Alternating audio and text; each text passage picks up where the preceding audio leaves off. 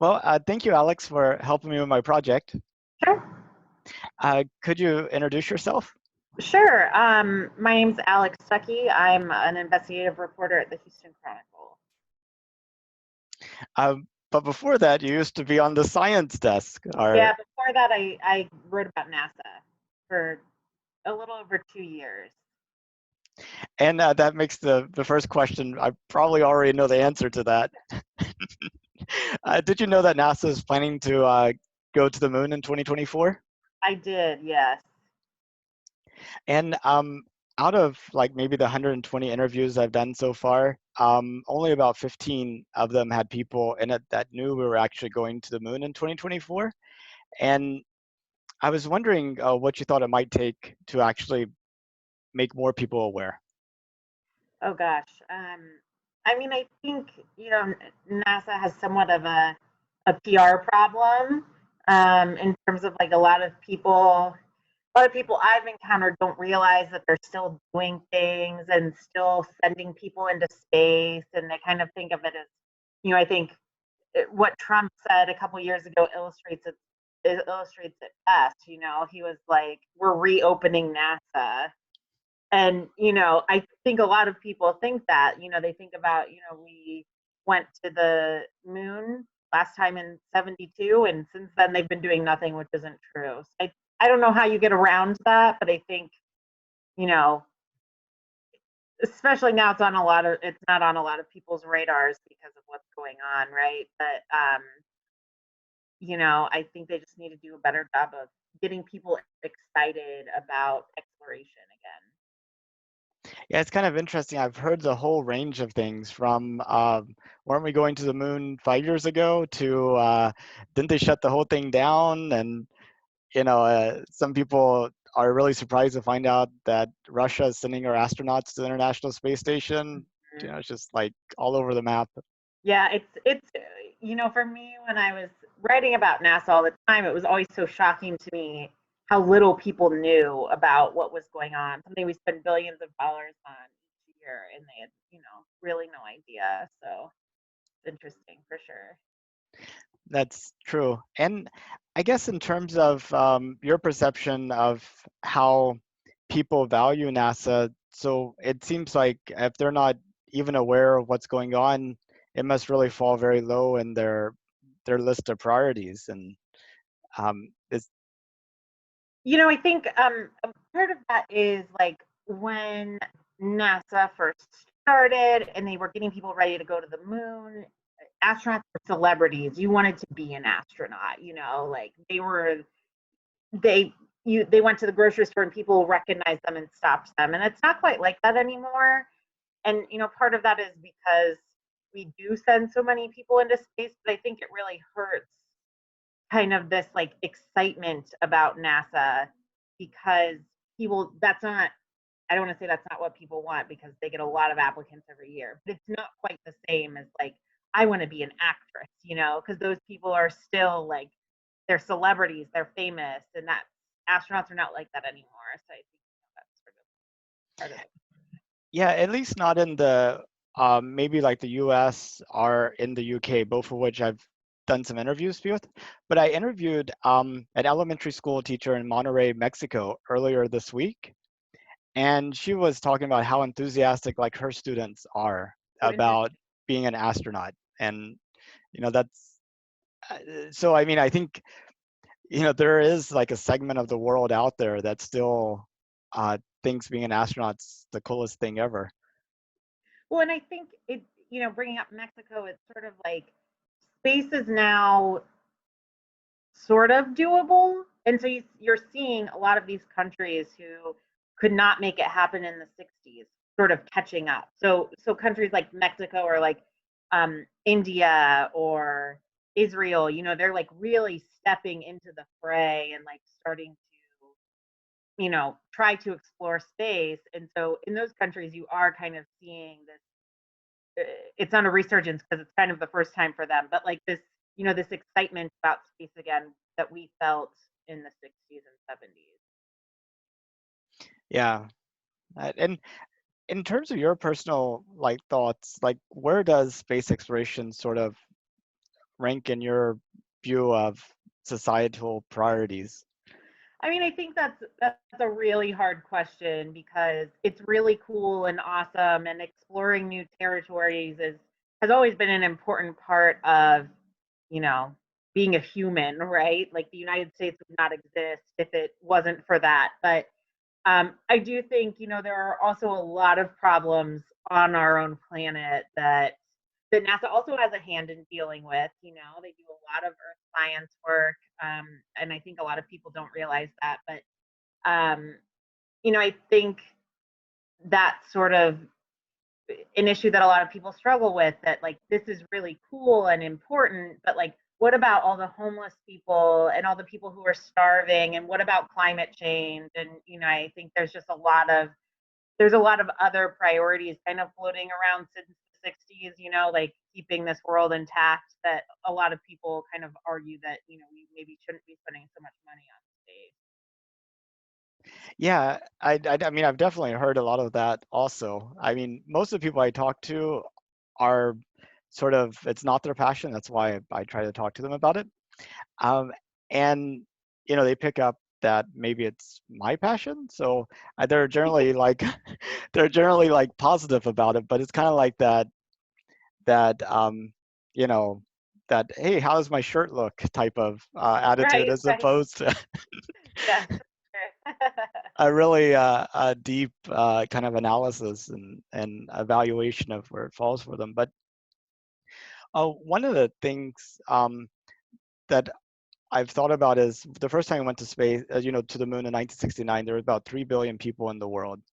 And today there's about 7 billion people in the world. Um, Theoretically, it would take fewer people today to get us to the moon than it did in 1969, which leaves a whole bunch of people there. And theoretically, each brain should be like a new resource or problem solving type of thing. And we should be able to actually do way more than what we're doing now. And from my point of view, it feels like that a lot of that resource is kind of uh, caught in some type of like tug of war, where the actual net results is zero, as opposed to actually solving problems that improve our lives. And in your experience as a reporter and as a citizen and what have you, does that resonate with the way you see things, or do you see it differently? No, I think and I've spent a lot of time talking to a lot of the Apollo guys. And, that seems like a humble brag, but it wasn't, I swear. But, I think from their perspective, they see it as a lot of things. We were at war in the 60s, and we needed to beat the enemy. And are we going to go back to the moon or anywhere else if we don't have that push? I don't know, because in the beginning, Kennedy basically wrote them a blank check and said whatever it takes to get us there, and they left them alone. There's no bureaucracy. There was no, they just did their thing. And now it's not like that. It's it doesn't the NASA administrator does not survive the president. Once the president changes, so too does the NASA administrator, and so too do their priorities. And so they're kind of caught in this problem where they can't they start a project, and 8 years later it's like, no, forget that, we don't want that, do something completely different, but also figure it out in 8 years, because we're going to have another president who's going to have another idea of what they want. On top of the fact that, when NASA started, it was only about getting to the moon, and then, also kind of get to Mars as well, or at least talking about it. And so all of the money that they got went to getting to the moon. And now NASA has all kinds of programs, thousands of programs that they have to fund, with essentially the same amount of money that they had in the 60s. And so it's just this whole problem that compounds itself. And, it's frustrating to a lot of people that work there, because I mean, I can't imagine what it would feel like to start something and know that, like, it will probably get changed and probably like really not mean anything by the time we get to another president. So Yeah, Jim Bridenstine, the current NASA administrator, likes to talk about Lucy and the football. yes, he Uh, does love to talk about Lucy and the football. um, what do you think would need to change in order to avoid uh, the Lucy and the football situation? I mean, it seems like as long as, I mean, should like the NASA administrator be appointed like the Fed chairman for like 16 years instead of, or whatever term they are, I don't know if it's 16, but you know, something greater than just one presidential cycle. There's always a lot of talk about that in Congress when they're trying to figure out the budget. And one of the things they do talk about is, do we need to make it so that the NASA administrator survives presidents? And so that way they can keep everyone on track. Because I mean, think about like getting a new CEO of a company every 4 years, like that's not good. I mean, um, and there's also talk about, do we make it so that NASA budgets, when we appropriate them, are for like 3 or 4 years, so that they don't have to start a project and go, I have no idea if we'll have this money next year. What do we do? What can we save to kind of keep this on track? And I think some combination of that would be necessary, or something like, you know, a war or a space race or something to unify everyone together, to be like, no matter who's in charge, we have to get there and we have to do it first. And that just doesn't exist anymore. They're not, no one's really, while NASA's very popular, there's no like big unifying push to get something done quickly. And that's why you see like something we accomplished relatively quickly in the 60s, we've been unable to do again, despite technology, despite more people, despite better education for people. So some combination of making sure that the program can stay on track regardless of what happens politically. Now, we do have something kind of new this time around. Elon Musk and Jeff Bezos and, you know, kind of a host of other people who are well funded and have a passion and aren't really at the mercy of the political winds. And how do you see that actually having an effect on things? You know, this is a tough question, because while I think it's awesome that all of these people are involved, they overpromise and underproduce. You know, every time someone interviews Elon Musk, we're going to Mars the following year. Like, but we're not, though. You know what I mean? And so I think it's great that they've entered the fray. I think it's great that they're kind of forcing major manufacturers like Boeing and Lockheed Martin to actually do a good job and do it quickly, because there wasn't that pressure before and they could take forever and there were no other options. But I think like there's still a long way to go before they become like a really viable option. Just look at the commercial crew issues for the space station. They've really struggled with that. Of course, because they're new to it. But I think, everyone says they're the answer. And I think it's some combination of the two working together, and we just haven't quite gotten there. In addition to, like, yes, they are not affected by sort of the political whims, but like you still have to be approved to fly, like that they still have to get that. They can't just be like sending rockets off without telling anyone, because people would die.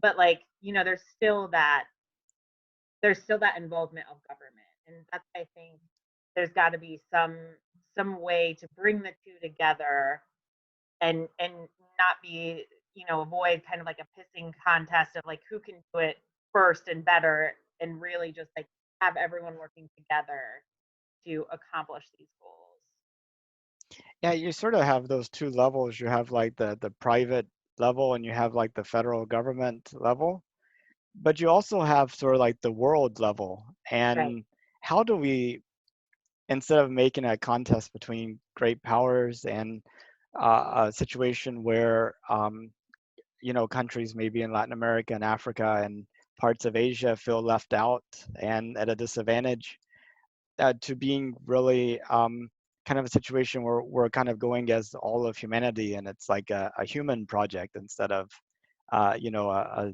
American project or a Chinese project.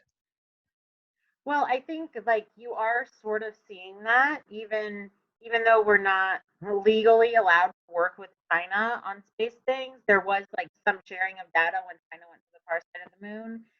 And we did help Israel when they landed a probe on the moon, and so we did, or they tried. We have been kind of collaborating with other countries, and of course the International Space Station is a great example of collaborating with other countries, and I think we'll continue to see that because it's just so expensive to do it. And like if you get a lot of countries pitching in, it's less expensive for one country as a whole. But I think that that's great, but it also creates the problem of like there's no urgency. There's no, we can just keep pushing the date back because we're not trying to prove anything. We're not trying to be anyone somewhere or be the best. We're trying to work together. And so if we go in 2030 and not 2024, like it doesn't really matter because we're still going. And so I think that's part of the problem as to why we haven't seen what we saw in the 60s, because the climate is just different and we're not trying to win anything. And we're not trying to, make sure that Russia doesn't take over the moon and shoot us out of space, and what they were worried about in the 60s. So it's kind of this weird, like, it's great that we're all working together and yay us, but also like there's no urgency now, so nothing's happening. Well, it's been floated around, instead of having a governmental program to put people on the moon, maybe have a governmental prize, like the first organization to actually land somebody on the moon and get them back, give them like $2 billion, and then let that be the driver to have investors and teams come together to kind of compete for that. And um, do you think that's like a viable way to sort of have like this international framework, or even U.S. governmental framework, but still keep kind of like that pressure on the individual teams to sort of deliver, ahead of or better than other teams, and kind of bring it down a level? I think potentially that could work.